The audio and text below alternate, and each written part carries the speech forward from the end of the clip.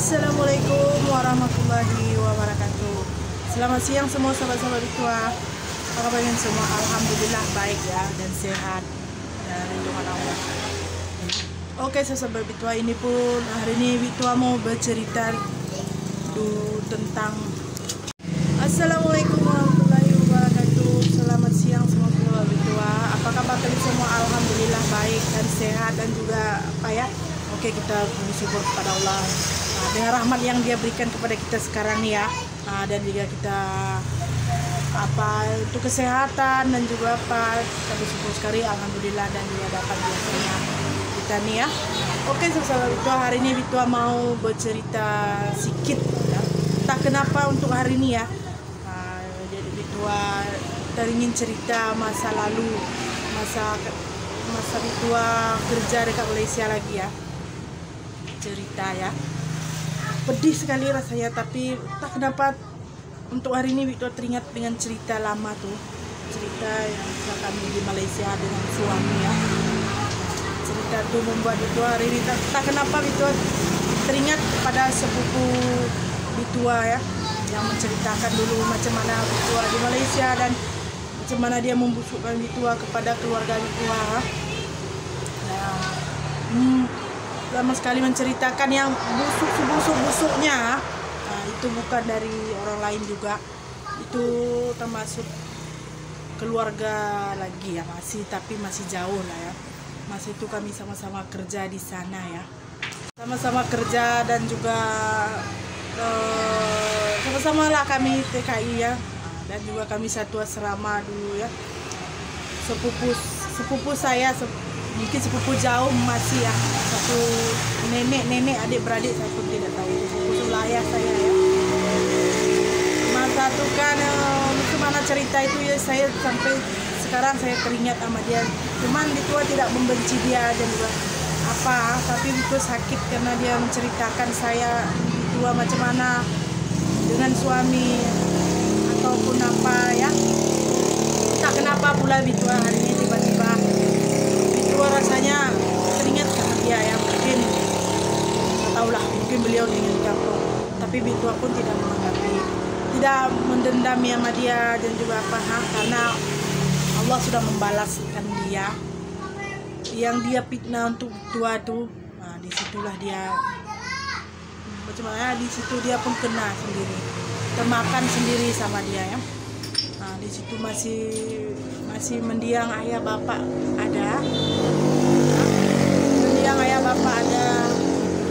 menceritakan Bitua sama keluarga di kampung ya. Karena Bitua mungkin mengingat ya keadaan mama dulu, masa kami masih kecil-kecil, masih belum berpisah-pisah sama keluarga ya, masih kumpul dulu ya. Saya mengingat kejadian tuh, masa tuh adik saya nomor 2 Pigi ya. Itu kan saya teringat mama saya.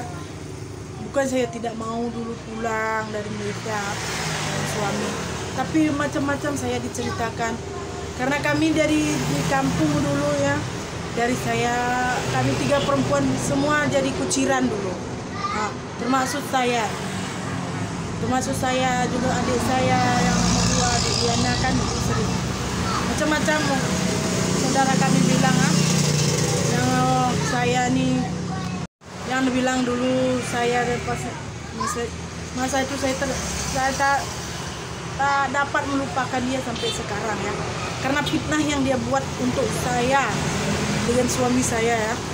Juga saya tidak bisa saya lupakan sampai sekarang. Saya tidak dendam. Bitua tidak dendam sama dia, tapi tak kenapa Bitua rasanya hari ini kan teringat sama dia. Tidak tahu ya, karma pun sudah membalas dia, dan dia cakap dengan saya sama satu, dia bilang saya ini sana di Malaysia dulu sudah jadi gembel dan juga sudah pernah gimana ya, kerja kami di sana yang tidak baik lah. Sudah tidur rumah lelaki, sudah hamil berapa kali, itu yang dia bilang kan.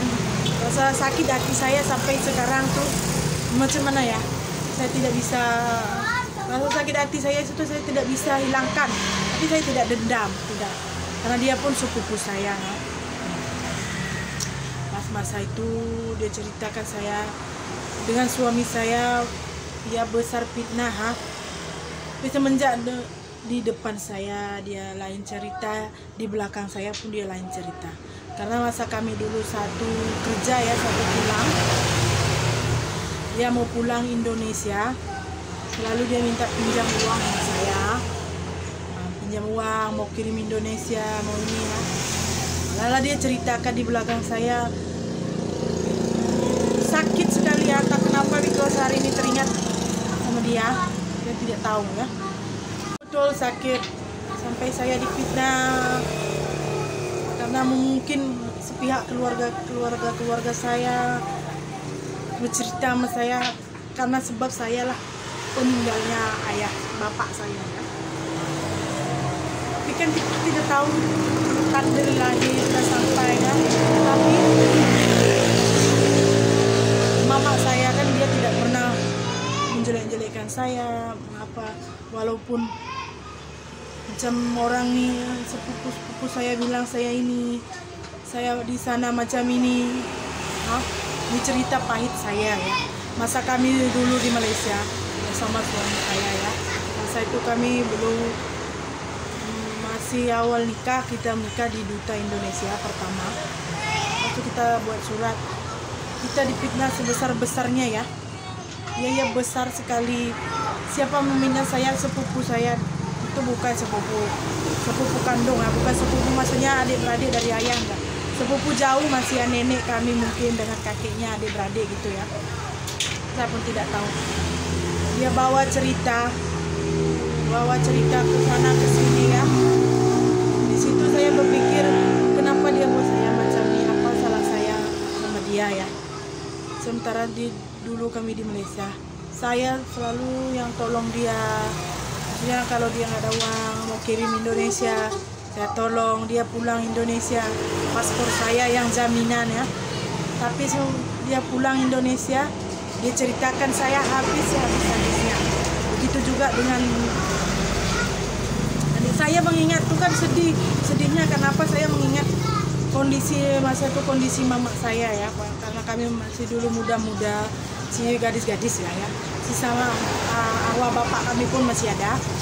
Masa itu adik saya nomor 2 Liana, dia pergi jalan-jalan ke ya, tidak tahu lah arah Brastagi sana kan, dan juga ada sana.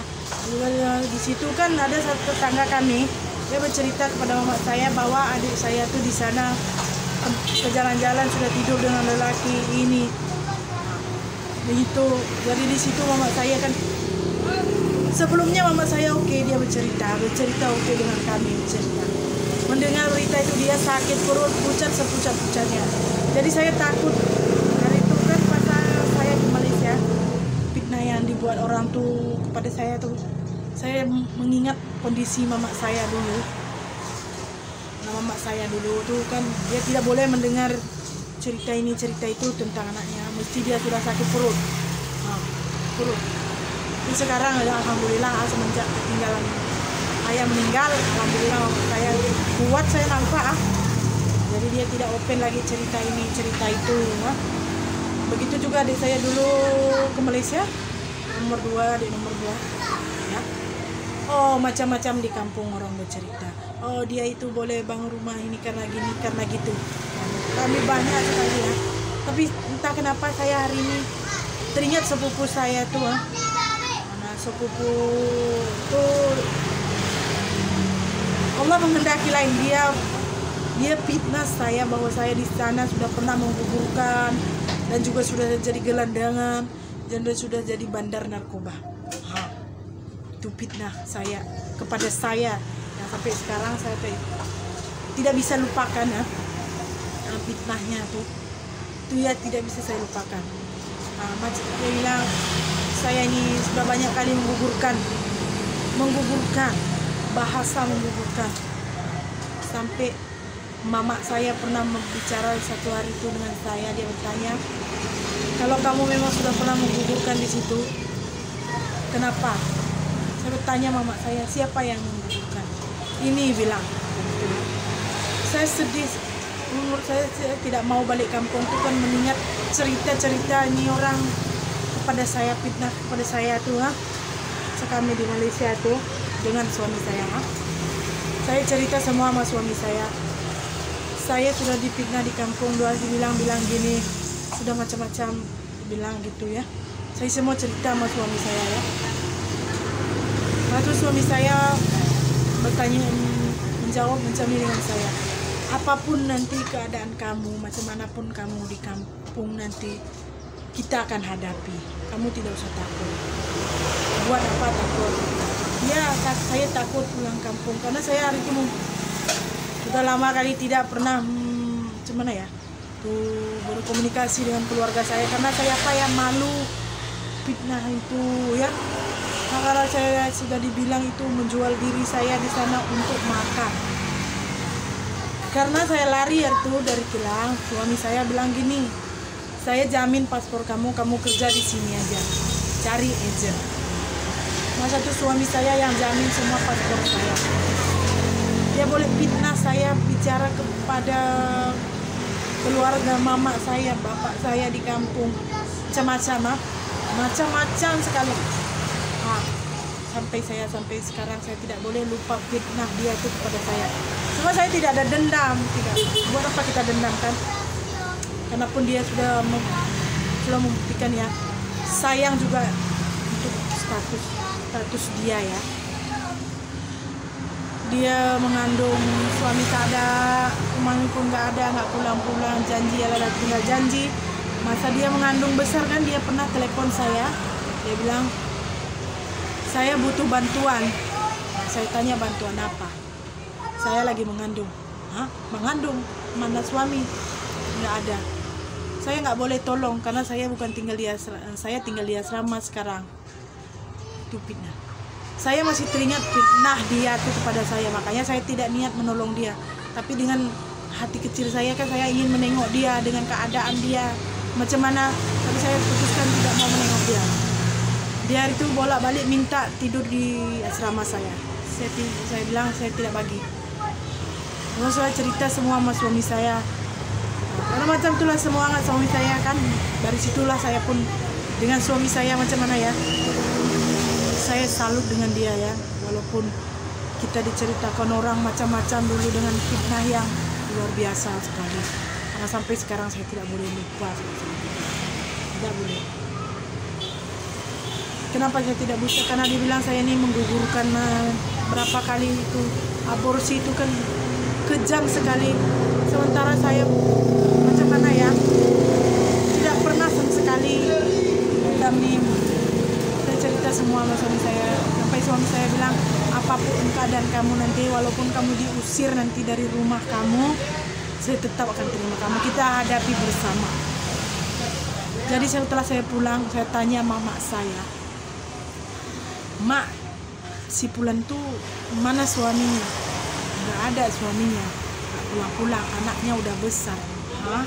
Nggak pulang-pulang, Mak. Ya. Kenapa gitu mak, sayang dia ya. Itulah dulu dia cerita kamu gini-gini, gitu gini.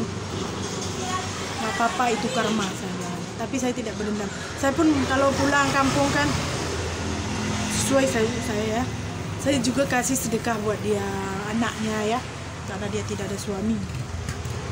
Dia tidak ada suami, dia sampai anaknya sekarang sudah kelas 3 SD.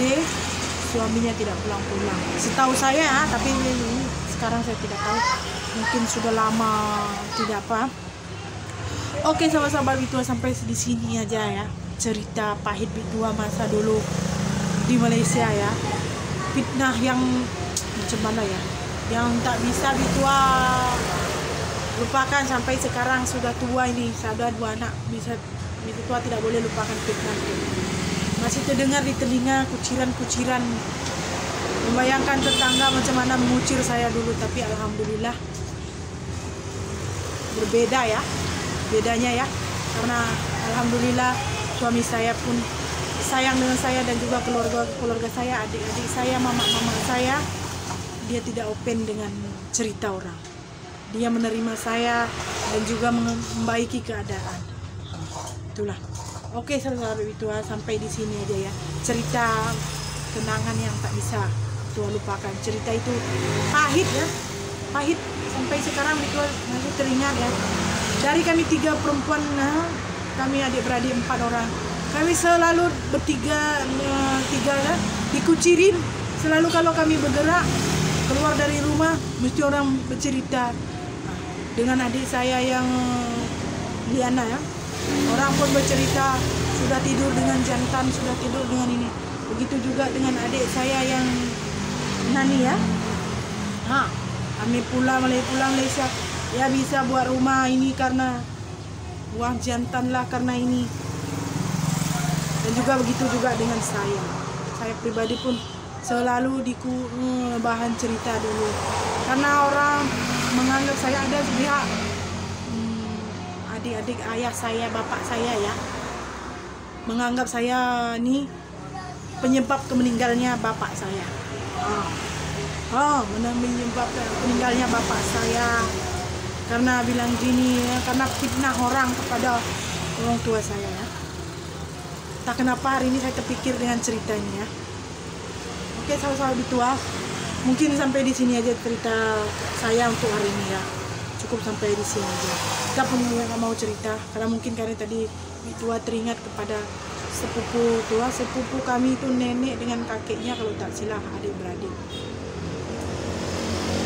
Ya bukan sepupu, masih sepupu dekat ya, tapi saya tidak tahu juga sepupu dekat, saya tidak tahu juga, mungkin ada cerita ini tapi namanya orang kita tak tahu ya, beda belakang beda depannya. Oke, sahabat Bitua, cukup sampai sini aja ya cerita kali ini. Ini cerita Bitua pribadi ya, tapi Bitua rasanya ingin menceritakan ini secara pribadi, secara apa. Oke, sahabat Bitua, sampai di sini aja cerita kali ini, cerita Bitua, cerita fitnah Bitua, pengalaman Bitua masa di Malaysia dulu ya. Maksudnya bukan tak mengenang di Malaysia itu kenangan terindah, tempat indah ya. Buat Malaysia buat saya bagus ya.